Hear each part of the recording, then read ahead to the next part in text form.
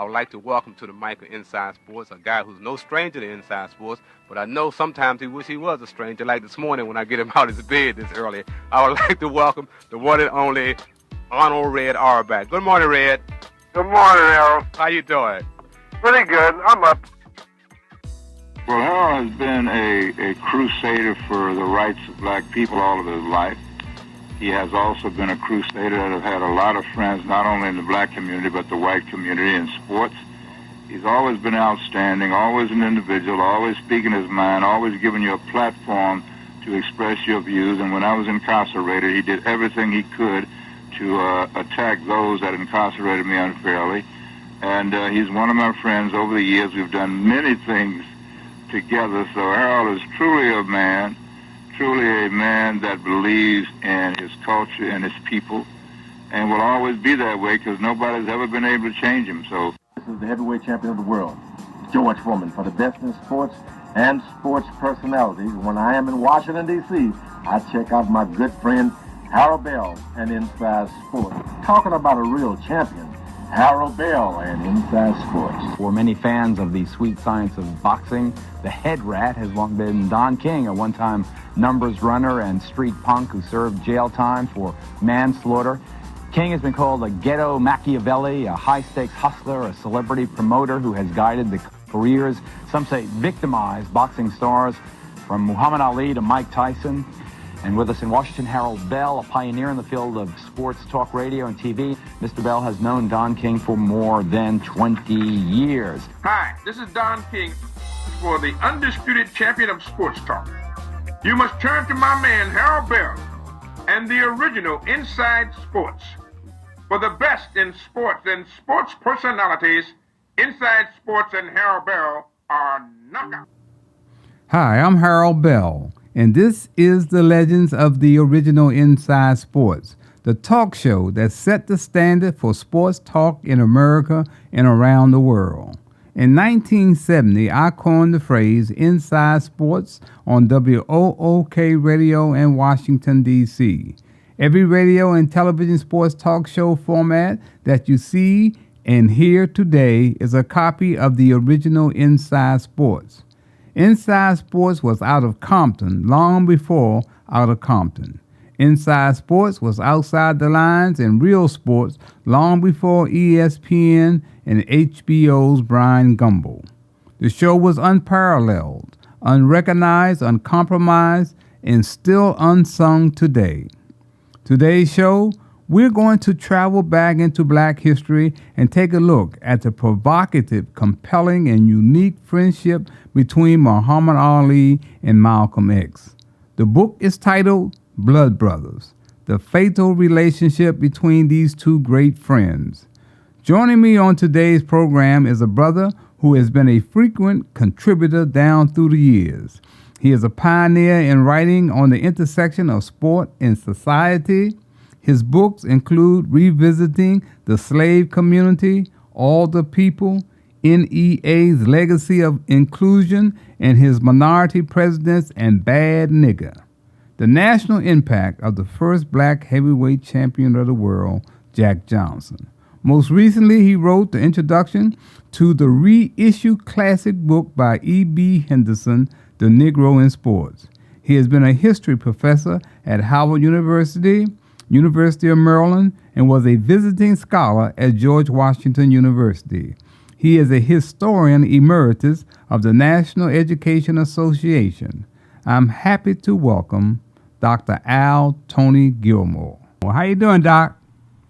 Harold, I'm doing well, and I'm just pleased to be on your program today, and really excited when you let me know that you were going to be talking to Randy Roberts, a person who goes a long way back with me, and you were going to be talking about his most recent book on Malcolm X and Muhammad Ali. Yeah. And I am just really pleased to be a part of this conversation about Ali and Muhammad Ali. And I do want to apologize up front. My copy of Randy's book, co-authored book, just arrived today, and I did not get a chance to read it. I hope that I will enjoy it as much as I I've enjoyed his other books that he's written on Jack Dempsey, Jack Johnson, and just so many other areas of American social history. Okay, You have with Tony, hold that point right there. Let me bring Randy in, then you guys can go at it. My special guest is a distinguishing professor of history at Purdue University and the author of many books on sports, race, and pop culture, including Rising Tide, Bear Bryant, Joe Namath, Joe Louis, Hard Times Man, Papa Jack, Jack Johnson, in the era of White Hopes. He was a consultant for HBO's documentary, Joe Louis, American Hero. And then there was Betrayed, the Emmy Award-winning PBS documentary, Unforgivable Blackness, the rise and fall of Jack Johnson. And so without further ado, I would like to welcome Randy Roberts to Inside Sports. How you doing, Randy? I am doing great. Harold, it is a wonderful privilege to talk to you and to be joined up with Al Tony Gilmore. I'd like to tell the people listening here that when I was a graduate student out in Nebraska, I heard Al Tony Gilmore, and I believe it was the spring of 1973, give a talk on Jack Johnson, and it set the place on fire. I've never heard anybody give a better talk than he gave on Jack Johnson. I mean, he was articulate, he was smart, and he confirmed in my mind that I wanted to write about the same sort of things. I was already writing a little bit about Jack Johnson and Jack Dempsey, but I'd like to thank Tony publicly for helping me in my career and kind of solidifying in my own mind what I wanted to write about, what I wanted to say, and how I wanted to say it. So thank you, Tony. You're welcome. You've done it quite well. Tony. And I also want to thank Tony. He reviewed one of my books one time for the Washington Post and gave it a wonderful review. And there's nothing an author likes more than a wonderful review, because authors believe all the good reviews, and unfortunately they believe half the bad reviews too. Mm-hmm. Randy, your books consistently exceed expectation. As Harold has read your book on Muhammad Ali and Malcolm X. I'm interested in this topic, and I know that this is going to be a very good program, because when I remember when Muhammad Ali announced to the world that he was a member of the Nation of Islam, and I remember the impact that it had on African Americans across the country. I remember those who did not like the change from Cassius Clay, the Louisville Lip, to Muhammad Ali. And I remember that like it was yesterday. And when I read Manning Marable's wonderful biography of Malcolm X, I went straight to those sections that were dealing with the Muhammad Ali coalition that was really short-lived. And there was so much to be said about it that Marable just piqued my interest enough to say, wow, this is an interesting topic. So when I found out that you were going to be on the Maggie Linton show, and I found out through Harold Bell that you were going to be on his show, I mean, I'm just delighted and excited about that wonderful and interesting time period that I know you're going to share with us today. Yeah, well, we came up, Tony. We were about the same age, and Muhammad Ali was our champion. In the 1920s, people had Jack Dempsey. In the 1930s and World War II, Joe Louis was their champion. And maybe in the 1950s, it could have been Rocky Marciano. But if you were alive and of a certain political persuasion in the 1960s and the 1970s, you kind of lived and died with Muhammad Ali. You cheered for him and you cried for him when he fell a little bit short. But he taught us so much about so many things. And Malcolm X, in his short life, certainly did the same thing. I mean, Malcolm X inspired many people. A few people were outraged, and he angered his share. And his position was he was going to stir up the pot a little bit and stir up some people, but he did it. And together, I really think that Muhammad Ali and Malcolm X were two of the great African American leaders of the 1950s, 1960s, and today. I put those two along with Martin Luther King as truly seminal figures. Yeah, one of the things, Tony, I want to say that about Blood Brothers, the fatal friendship between Malcolm Ali and Muhammad Ali and Malcolm X is that, I met Muhammad Ali personally in 1967 on Howard University campus.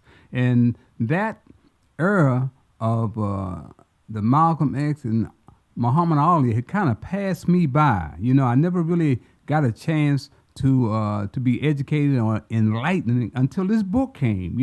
How they were great friends, man, and how they end up being mortal enemies. And there was a section in the book, and that kind of, a lot of parts in the book really surprised me about the relationship, because I really was not aware of how Muhammad Ali had really sold out Malcolm X. That really it hit my heart, because I remember Ali and I in the Sheraton Park in 1978.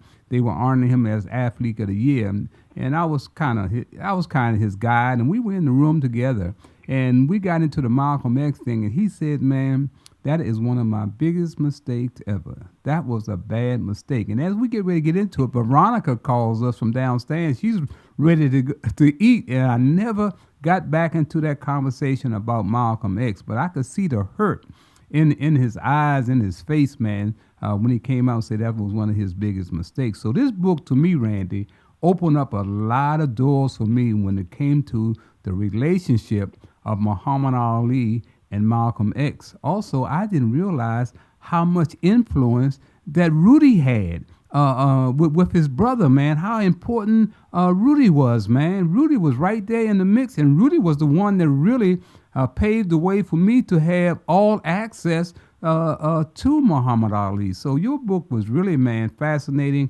and very, very, it was a fantastic read.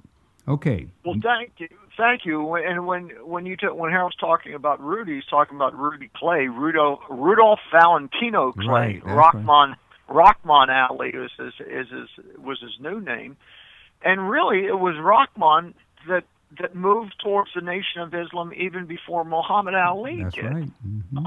And so Rahman was instrumental. When Cassius, when he was still Cassius Clay, when he was an amateur before the Olympics, he listened to an album by Louis X, who is today Louis Farrakhan, of course. And Louis X's album was, what is it? Heaven is a white man's heaven is a black man's hell, I believe the title of that was. Mm-hmm. And they listened to that album over and over and over again, and it made sense to them. And when Cassius would be in Detroit or Chicago or Atlanta fighting in the amateur ranks, he would kind of gravitate towards the temple or towards the street corner where he could hear some of it. And when he was in New York, right before he went to the Olympics, he was in New York getting ready for the flight over to Rome for the 1960 Olympics.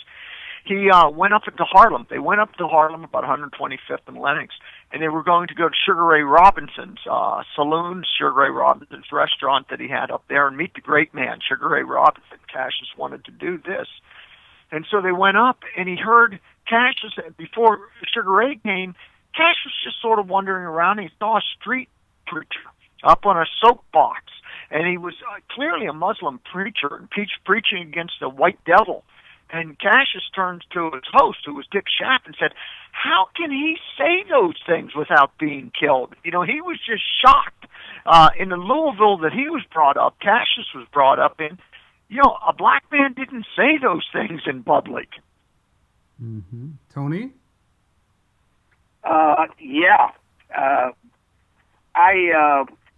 I agree completely with Randy, and I'm going to be shortchanging probably the audience because much of what I will add probably is already added in Randy's book.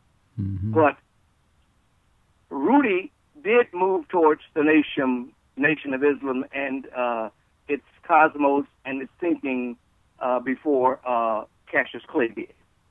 But I think that their father's background and leaning towards Marcus Garvey in the earlier generation established a predisposition probably in the household when they were looking outside of what was called the quote-unquote southern box of race relations.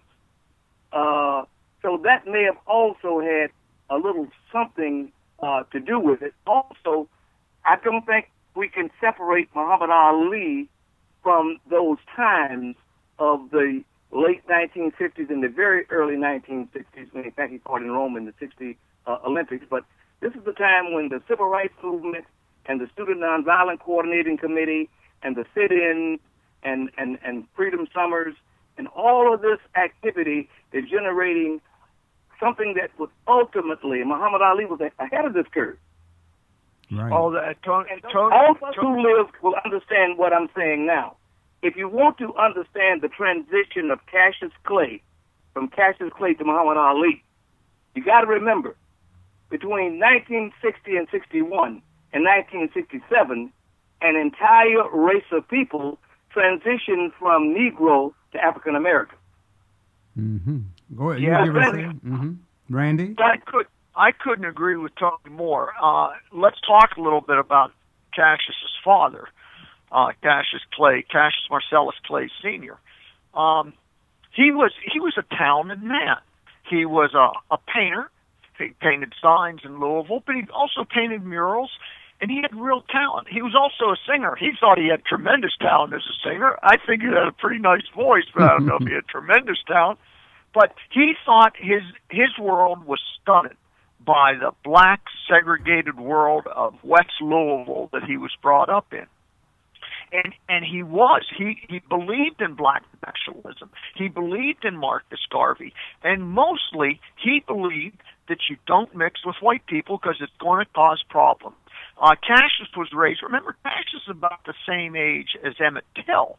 So Cassius was vividly aware of what had happened to Emmett Till when he when he went down that fateful summer to Money, Mississippi, and ended up killed. And also, when Cassius was brought up, there was a black family that moved into a kind of a white neighborhood right off the edge of West Louisville, and their house, they were told to leave, and they didn't leave, and their house was firebombed. Okay, so and the father would talk about this. He would say, I heard interviews with the father that were privately recorded. And he said, every week, 2 or 3 things would happen, 4 or 5 things would happen.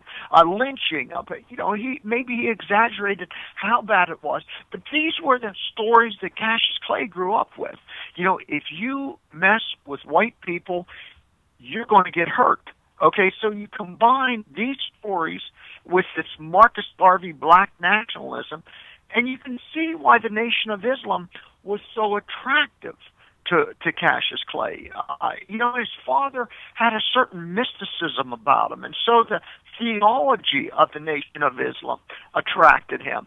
And so, the ground was well prepared before he joined the Nation of Islam. Well, one of the things, too, while we're on that, talking about the influence of white folks around Muhammad Ali, what about the Louisville group? I wonder how they were able to move in with Cassius' father, thinking the way that he was thinking. And his father had a lot of influence on him during those early years. And I remember finally, after they got in there, I read in your book that he wanted to make sure that everybody knew, Muhammad Ali, that I am the boss. These folks just give out the cash, Even Angelo Dundee, he said, I am the boss. He made it clear, perfectly clear, I am running things even at that young stage, Randy? No question about it. He says that the man who made me is me. Okay, he says that the Louisville sponsoring group, which was an 11-man all-white group of mostly millionaires and wheelers and dealers and movers and shakers in Louisville, who took care of them very well. But he said, look, they handle my money, and my trainer, he's a trainer. Angelo Dundee, he takes care of the boxing business, and he has his role to play. But I'm the boss, okay? I'm in control of me. Now, I don't know if that was ever true. I'm not sure he really was in control of him. Certainly when he goes with the Nation of Islam, they exerted a lot of control over his career, over his life, over where his money went. So although Cassius liked to say, I am in charge with me, I'm not sure that was ever true. But at the Declaration of Independence, it was important. Al Toney just recalled when, after Cassius won the title, when he defeated Sonny Liston on the 25th of February 1964, the day after, on February 26th, day after the fight, he held a press conference, and he told the world, he said, look, I don't know, he shows up, and he's not brash. He's not Louisville the Lip anymore. He's quiet. He's subdued. He's dignified. He's dressed in a nice sport coat and a shirt. And the reporters are saying, what happened to the Louisville Lip? And he says, that's over. That was just to go get a chance to fight for the title, and I'm the champion now. And he says to the reporters, he says, I don't have to be who you want me to be. I'm free to be who I want to be. If that's not a Declaration of Independence, I don't know what is. That's something new under the sun in the sports world. Mm-hmm. Randy, let me probe you about this early union of Malcolm X and Muhammad Ali. And I know that you're going to have an answer, if not carved in stone, then certainly a perspective that we can lean heavily on. Because I don't know whether we can ever be for certain what really were the reasons why he moved the way he did, why Muhammad Ali said some things that he said. But here is my thinking, and let me know how your research panned this out. When Malcolm first met Muhammad Ali, I think Malcolm probably did the most tremendous manipulation of his entire career with a public personality. He understood the power and prestige of the heavyweight championship and what that meant. Muhammad Ali understood, Cassius Clay then, what it meant, perhaps from a different perspective than a Malcolm X. The Nation of Islam at that point in time not only did not seek Muhammad Ali, Cassius Clay then, as a prize, quote-unquote, recruit, they really didn't promote or advocate or condone boxing as a profession. Now, on top of that, my question to you, Randy, is, was Muhammad Ali aware that when he connected with Malcolm X, the most popular of all black Muslims, more so than Elijah Muhammad, the leader of Mosque number 7 in New York, the most vibrant and largest of all the mosque chapters outside of Chicago, was he aware that Malcolm was under suspension? That's number one. And number two, I've always thought, and you'll have to let me know what your research panned out, when he got into the Nation of Islam, was he aware that this was like the mafia, like a one-way street, like the fruit of Islam was like the Gestapo of Nazi Germany, and they could invoke fear? So my question is, when Malcolm had to be split from the Nation of Islam, Ali had no choice but to take sides. But to what extent did fear factor into this? I am a man, I make my own decisions. How does that reconcile itself against the reality of the fruit of Islam?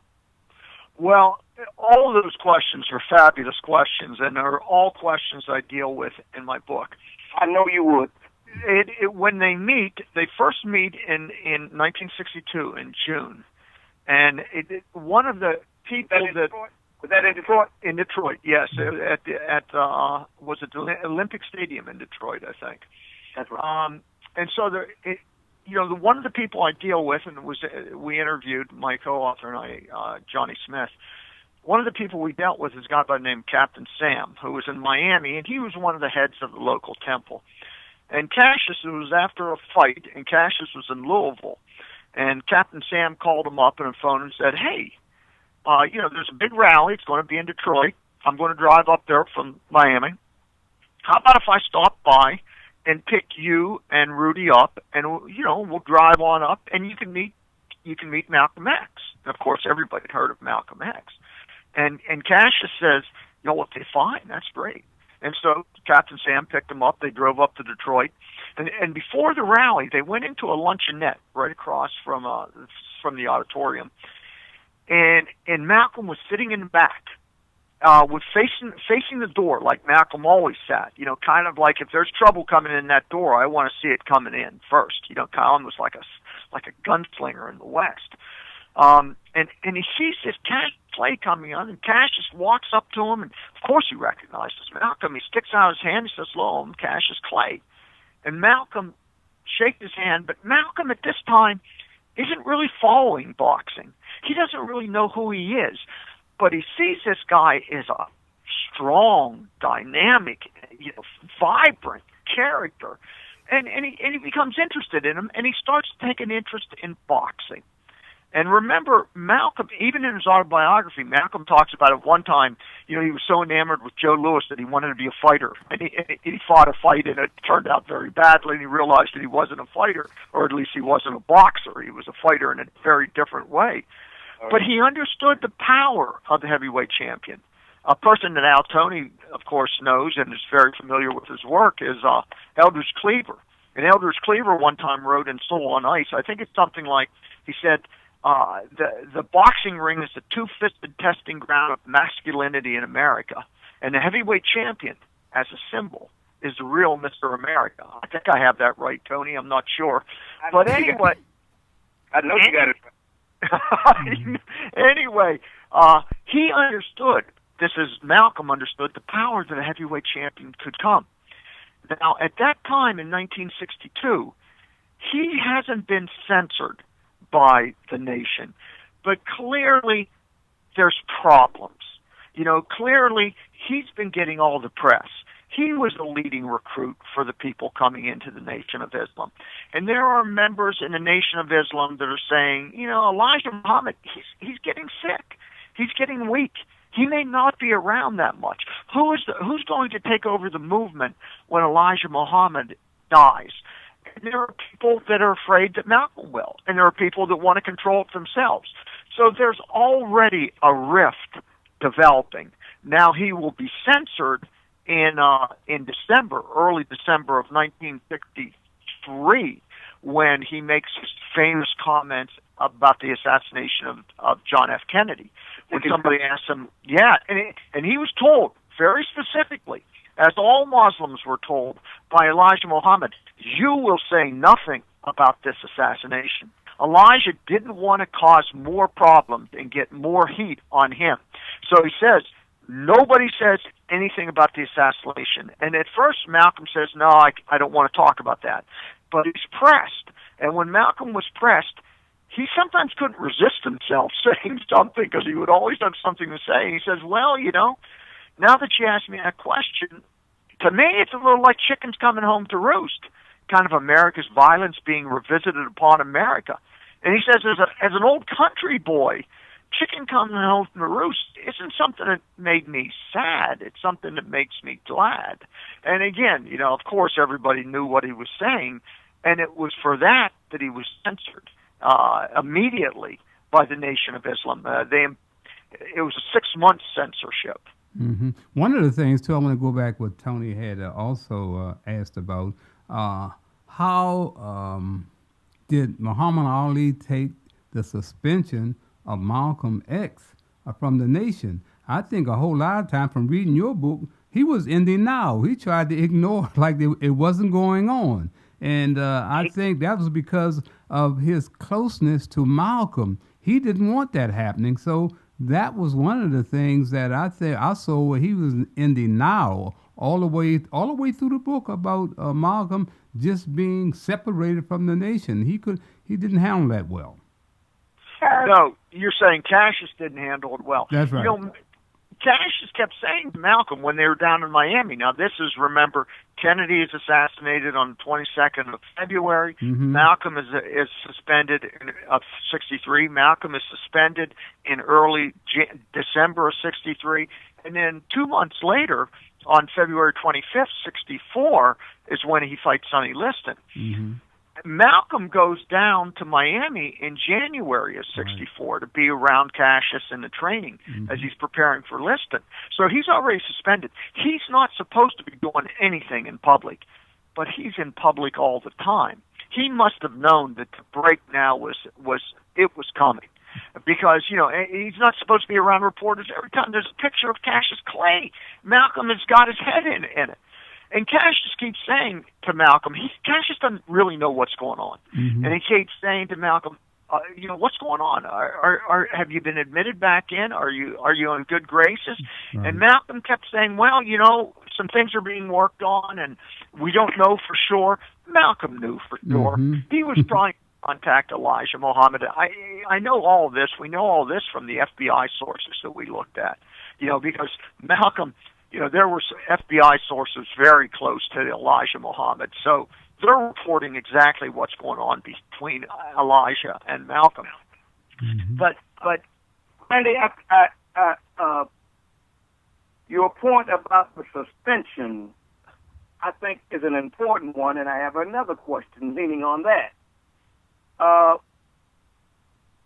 I think that, and I understand why the Honorable Elijah Muhammad would not want the Nation of Islam to become involved in American politics.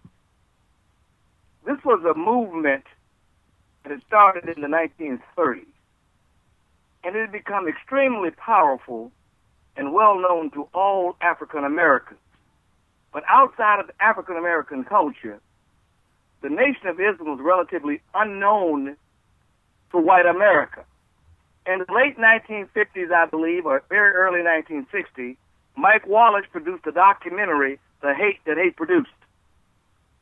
This was, I think, the first real exposure that a group this disciplined, this organized, could rent Madison Square Garden, sell it out, and have a cosmos and a philosophy that was so anti-everything that America stood for.